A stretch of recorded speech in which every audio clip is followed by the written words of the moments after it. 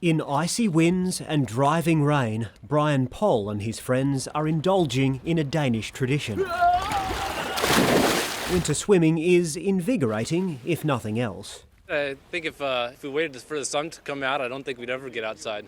While some might call this madness, others may see it as courageous. And right now, their country is facing similar judgments from around the world.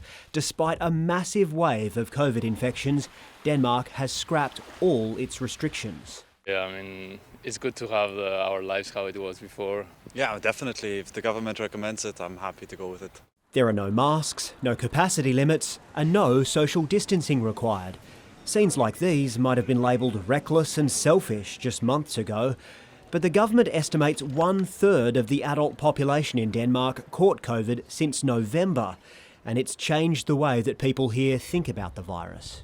No, it's not so serious anymore, and that's because we, first of all, have a very high vaccination coverage in Denmark. So more than 80% of the population have been vaccinated. And then we also have the extensive transmission with the Omicron variant that has proven to be less severe compared to the previous variants. At the end of last year, COVID rates in Denmark shot up fast, and thanks to the even more transmissible BA2 subvariant of Omicron, they're still dwarfing the infection rates of almost every other nation. Hospital admissions have skyrocketed too, but while that is putting pressure on general wards, the number of intensive care patients is falling, and fewer of them are needing ventilators. After treating hundreds of critically ill patients during previous waves, Dr. Nikolai Haas feared his intensive care ward might be swamped again when Omicron arrived. That was the risk with COVID at all times during the pandemic. That would be that if the numbers went up too high in society, then we would maybe not be able to treat everyone. But things has dramatically changed, and we can say for sure that we will not get flooded. While there's no law forcing people to self-isolate after a positive test, there is a strong recommendation to stay home for at least 4 days. 17-year-old Oswald caught COVID in January and is back at work.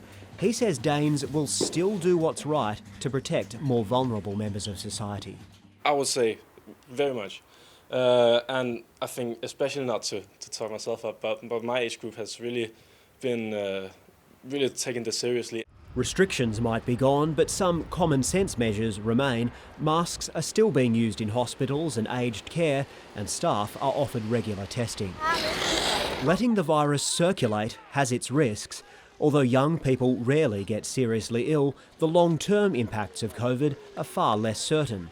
Authorities say most vaccinated people will bounce back quickly. I was very worried to begin with, but now we all got the vaccine, and with this new variant, we see that we actually don't get that ill. When you look around here in Denmark, it's hard to believe that COVID cases are some of the highest in the world. Life really does seem normal again.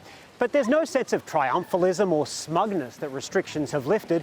Most people seem to think it's the right move, but there's also an acceptance that fortunes can change. The more the virus spreads, the higher the chance of a new variant emerging that could be more dangerous than Omicron. It's the last thing Chef Peter Rose wants to think about. The restaurant he co-owns is finally turning a profit again. We hope it's the last lockdown, of course. And we assume that, but you never know what's going to happen next winter. Denmark's state epidemiologist isn't ruling anything out, nor is she pushing other countries to scrap their restrictions. More than 60% of Denmark's population has had a booster shot. In Australia, it's less than 40%. I think in those countries that have a lower coverage, the consequences of letting Omicron loose the impact of that would be more serious than in Denmark. Denmark recorded its 4,000th COVID-related death this weekend.